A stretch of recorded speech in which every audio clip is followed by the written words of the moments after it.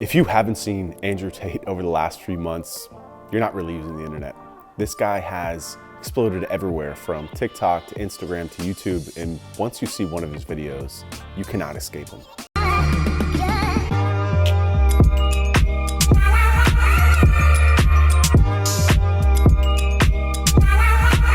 The thing with Tate is that it doesn't matter if you love him or hate him because you're still gonna see him.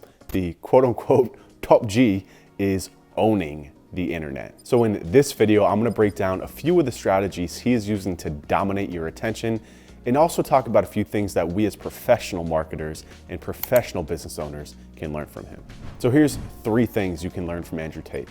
Number 1, attention is more important than opinion. This is more of a philosophical thing, but when it comes to content and your marketing, pick a side. Controversy is what captures attention and drives engagement, and engagement is what social algorithms love and feed on. So if your content is bland, lacks argument or opinion, and doesn't make people feel something, then it's going to fall flat on its face in today's internet. See, we as humans, we've eroded ourselves, we've cheapened ourselves, we've sold ourselves out to our core basic human instincts, and social media algorithms, they know this and they exploit on it and they prey on it. I mean, look no further than former President Trump. I mean, how do you think he got elected? He drew a concrete line in the sand, picked a side, and he didn't just pick a side, he agitated the other sides. And that agitation riled up his base and it pissed off the other side. And what most people don't realize is that it wasn't really his base that got him elected, it was the pissing off of the other side that allowed him to dominate the media and stay in front of people. And he understood, like Andrew Tate, that it does not matter if you like me, it matters if you know me, and it matters if I'm living rent-free in your head because I'm constantly in front of you on all of your feeds everywhere you turn. And even if you don't like me, you still see me. And when I'm front of mind, I am winning. Andrew Tate knows the same thing. We see the exact same thing with people like Kanye West. People seem to hate Kanye, but every single piece of clothing that he drops, every album, whatever it is, it sells out immediately. So many people want to see him fail, yet they still buy his shit.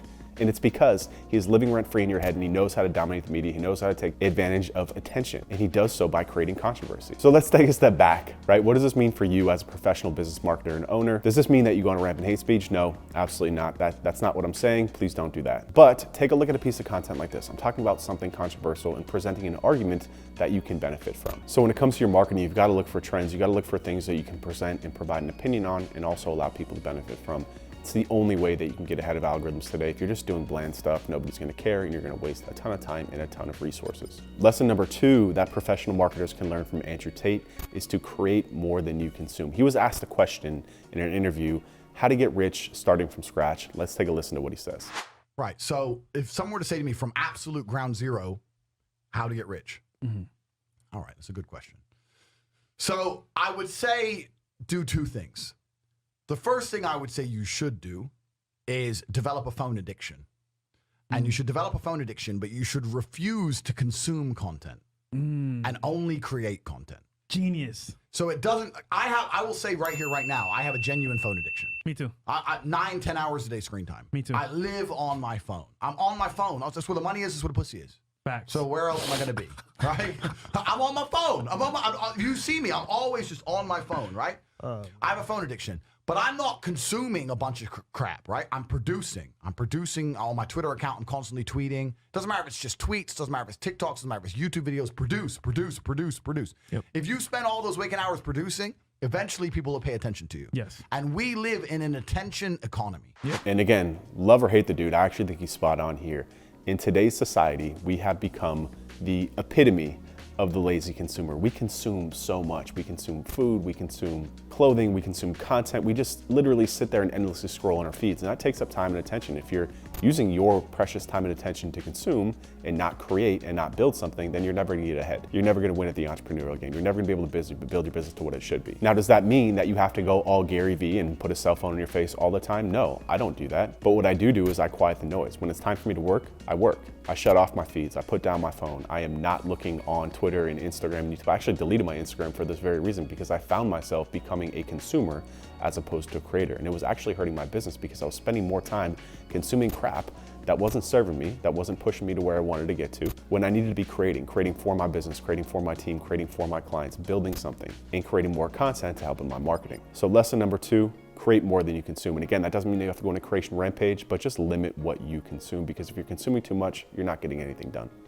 Be disciplined, be focused, be sharp, stop being such a damn consumer. Lesson number 3 that marketers and business owners can learn from Andrew Tate is to get others to do the work for you. The craziest thing about Andrew Tate is that he is everywhere, on TikTok, on YouTube, and he doesn't own social media accounts. Let me repeat that. He does not own a TikTok account, and he has literally taken over TikTok. What he's done is actually quite genius. He set up an affiliate program for his online mastermind, whatever it is. He's got some other business interests as well, but he's really exploded through this strategy.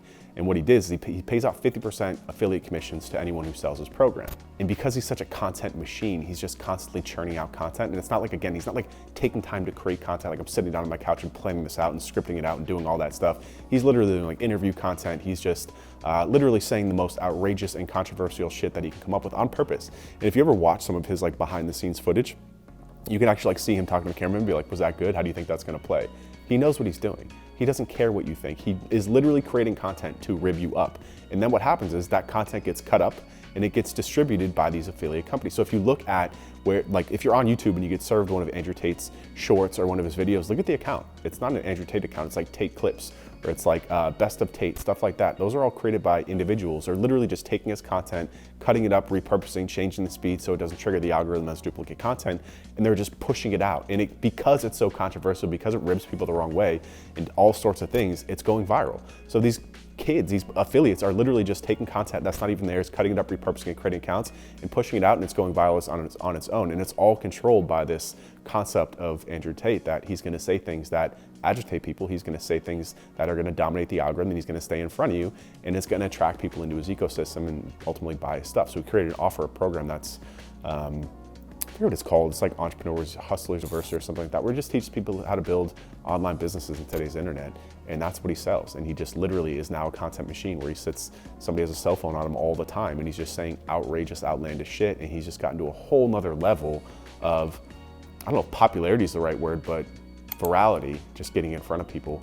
And now all these affiliates are crushing it because they're just literally taking and copying and pasting his stuff. So, you know, I relate this back to being a business owner and entrepreneur, and that you can't do everything for yourself, and that trying to sit here and create all this content and spread it out, like, you know, even for myself, I spend a lot of time creating content, but I hit a roadblock with distribution channels. I hit a roadblock with how many people can see it. He has thought way outside of the box, and pretty geniusly, in fact, in terms of how he can get his content, his messaging in front of other people, and he's leveraging others to do it. So those are 3 things that, love him or hate him, you can learn from Andrew Tate. Number 1 is to really stop caring what other people think. Put a little controversy into your content, put a little thought and opinion into it, and pick a side.